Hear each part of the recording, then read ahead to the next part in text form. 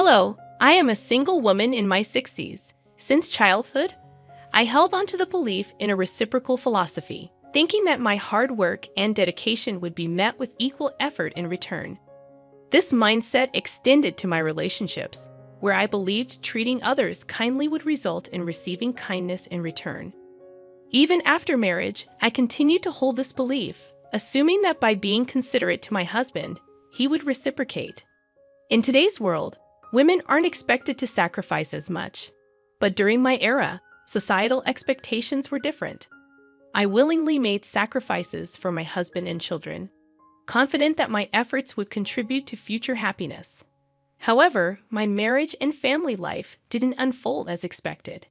Despite my early mornings and diligent work for the family, complaints and mistakes overshadowed appreciation. At that time, no one mandated that I live this way. I was an ordinary person who married a coworker 4 years my senior due to societal expectations. Despite the societal norms for married women to quit their jobs, I became a full-time housewife after giving birth to my daughter. I had no regrets. I believed it was a natural course of action for family life. Though my life wasn't glamorous like TV dramas, it felt easy and stable. Around my daughter's 9th grade, tragedy struck when my mother passed away suddenly from a heart attack. While mourning her loss, I discovered my husband's affair. In the midst of my grief, he found joy elsewhere, becoming uncaring and eventually demanding a divorce. Despite my determination to avoid divorce, my husband's behavior became unbearable. Divorce wasn't as socially acceptable back then, and despite an irresponsible and unkind husband, I resisted the idea. Looking back, I realized my naivety, but more was at stake. My daughter, witnessing the turmoil, felt the impact. Despite my refusal to divorce, I found myself in a deeply miserable situation. During a heated argument about our impending divorce, my father unexpectedly visited. Witnessing the distress in our relationship, he offered me a place to live and encouraged me to leave my husband, taking my daughter with me. Having recently lost his wife and observed his daughter in an unhappy marriage, my father convinced me that persisting in such a difficult situation was futile. Feeling the weight of his concern, I yielded to my husband's request for a divorce. In return, my husband provided me with $3,000 in cash. With my father's support, I secured a 2-bedroom townhouse to live in with my daughter, starting anew. I anticipated the need to work hard to support my daughter, fearing judgment from society for being a divorced woman with a daughter. This concern was particularly heightened as my daughter entered adolescence. During this challenging period, my daughter expressed typical desires of her age, lamenting the perceived consequences of her parents' divorce. Despite the emotional hurt, I knew I couldn't dwell on them forever, determined to provide for my daughter. I embarked on the journey of seeking stable employment. However, being an older divorced woman with a child made securing a job challenging.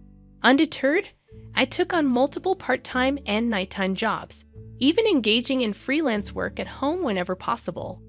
As time passed, my daughter advanced to her senior year of high school.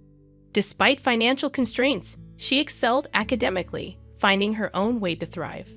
Motivated by my desire to ensure her future, I secured a job at a 24-hour restaurant, working 12-hour shifts. 2/3 of my earnings were diligently saved for her college tuition. Despite facing judgment and gossip, especially from some married men who viewed me as an easy target, I persevered for the sake of my daughter. The sacrifices were numerous, but my goal was to provide her with opportunities I never had. As she approached adulthood, I hoped she would understand the struggles I faced in raising her and making a living. Reflecting on these challenges, I realized that having a daughter made my situation both more arduous and meaningful. She became my anchor, giving me the strength to endure and persevere through life's challenges.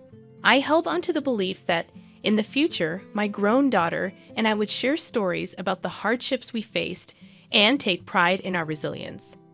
A year later, my daughter's outstanding performance in the SAT exams earned her admission to Harvard University, a moment of immense joy that made all the previous struggles worthwhile. As she embarked on her college journey, I felt a mix of pride and emptiness. Though I had managed to provide for her education and housing, the absence of her daily presence at home left a void.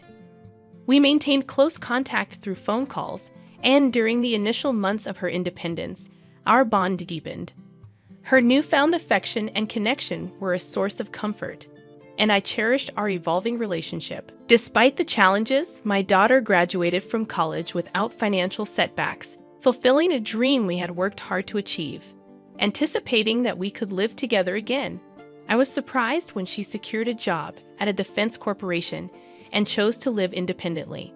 To support her, I took a bank loan and contributed to the down payment for a condo near her workplace. While I aged and embraced a more unassuming appearance, my daughter thrived as a fashionable career woman. Witnessing her success brought immense happiness, reinforcing the idea that my sacrifices had borne fruit. I found contentment in her achievements, understanding the sentiment of people who say they forget hunger in moments of joy. Despite the financial support throughout her college years, the prospect of her wedding became a new financial responsibility. People questioned why I continued to struggle when my daughter was capable of self-sufficiency. However, I was determined to contribute to her wedding expenses to prevent any condescension from her future in-laws. The belief that sacrificing for her happiness would bring joy to both of us fueled my resilience. On the other hand, as my daughter dated, I noticed a growing distance between us. Initially hurt, I recognized that her adult life and relationships rightfully took precedence. I patiently waited for her to mature and open up to me, understanding that priorities shift during this phase of life. However, on her 27th birthday, I looked forward to celebrating with her. Yet she made it clear that she had plans with someone named Michael and dismissed any preparations. While she may have intended to convey that I needn't go to any trouble, I couldn't help but feel hurt. It was her birthday, a day that held immense significance for me as the day she was born, and her apparent indifference stung deeply. It was challenging to comprehend why my daughter considered spending money on her birthday a waste, given the tight budget. Despite her intelligence, her understanding of her own mother seemed distant. Despite my hurt feelings, I understood she was my only daughter, and I wanted to see her briefly on her birthday, even if it meant taking a day off work. On that day, I meticulously paid attention to my appearance before going to her workplace. However, what awaited me was an unexpected and emotionally charged encounter in the company lobby. I saw my ex-husband with his mistress, individuals I never wished to see again. Doubting how he found out and came there, I frantically called my daughter, only to be abruptly hung up on as she claimed to be busy with a meeting. Feeling dumbfounded, I turned around, only to hear my daughter happily calling her dad and embracing him with a bright smile. Her boyfriend seemed familiar with my ex-husband and his wife, adding to my fury. In that moment, I felt betrayed, as if the whole world conspired against me. Drained of meaning, I hastily left the scene. Reflecting on that day, I felt the desire to confront my daughter and ex-husband, but an overwhelming urge to escape prevailed. Despite my inner turmoil, I couldn't muster the courage to call my daughter. Unexpectedly, my daughter showed up at home one day, announcing her decision to get married and handing me an invitation card. The surprise turned into shock when I saw the names on the card. Although she was my daughter, I felt an intense urge to throw her out of the house. I questioned how she, my own daughter, could present such an invitation. I confronted her, expressing my hurt at being treated like a guest at her wedding, emphasizing my role as her mother.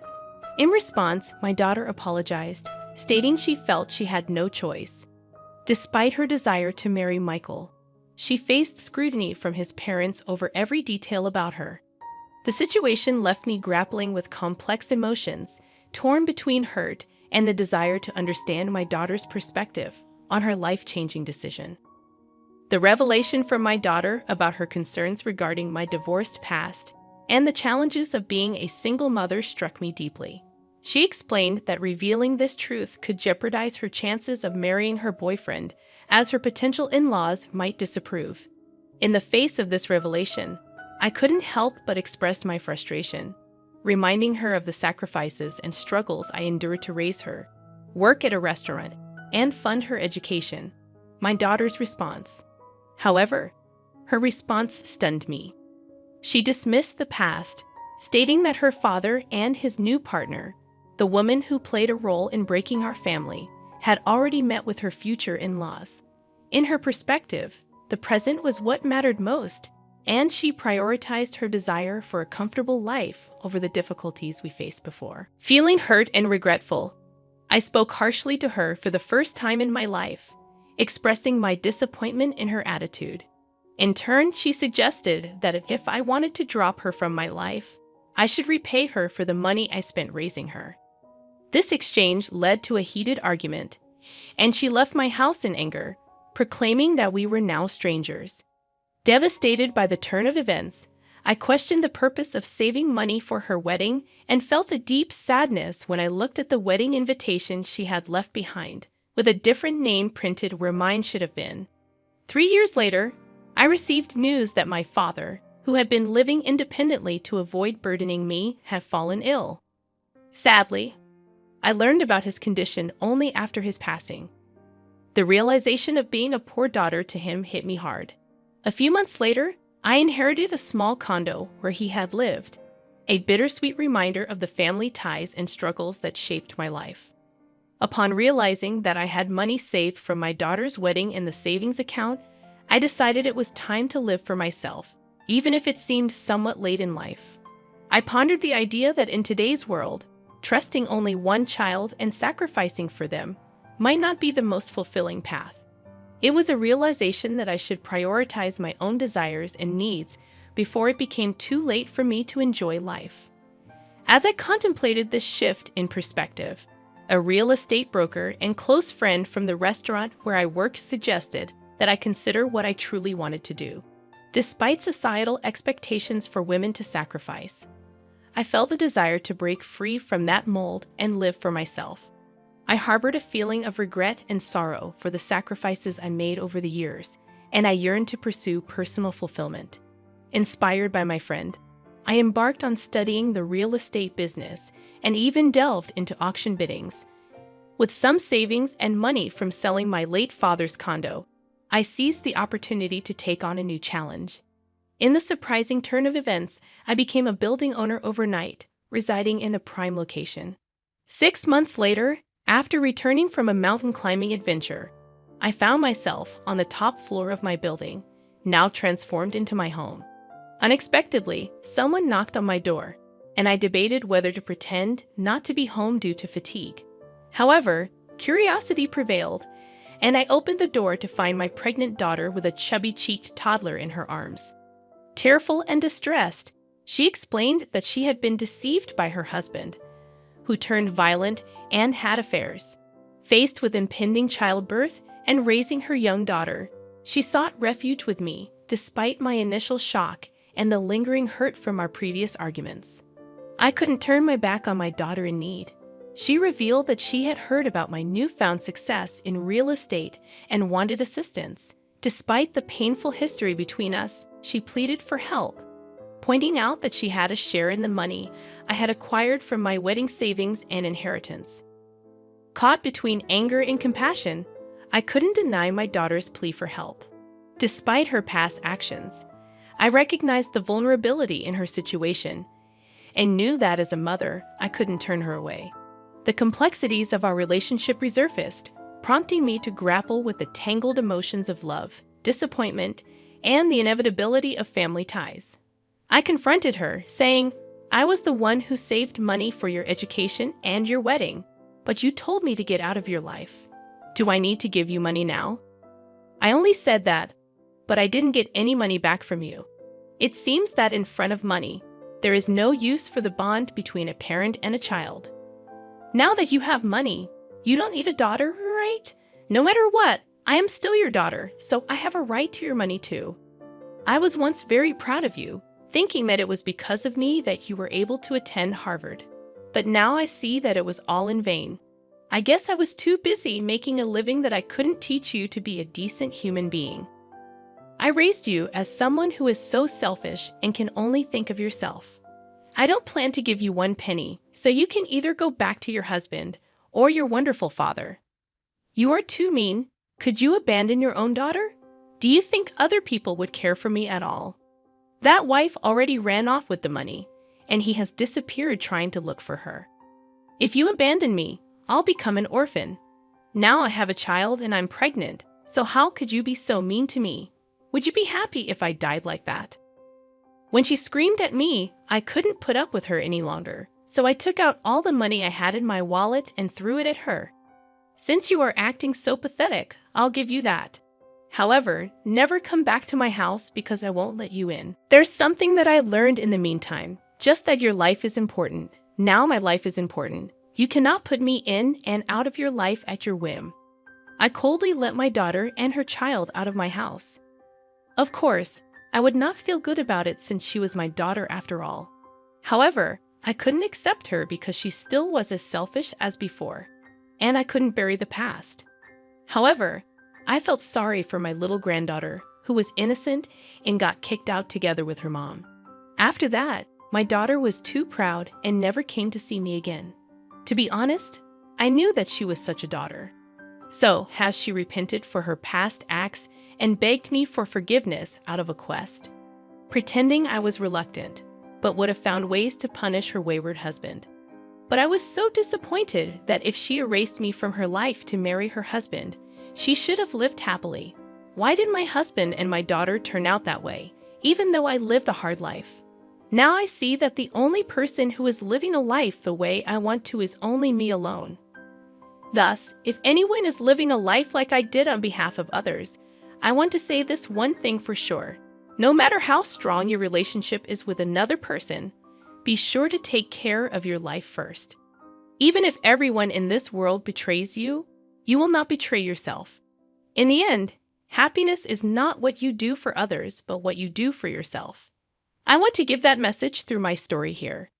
Even though it may seem like a life that's only felt half, I plan to try to fill that remaining half from now on for complete happiness. Thank you for listening to my story. I hope all goes well for you today, and good fortune will be with you. Please cheer for me and write your comments of wisdom in the comment section. Pressing like and subscribing is a big help to me. Have a wonderful day, everyone.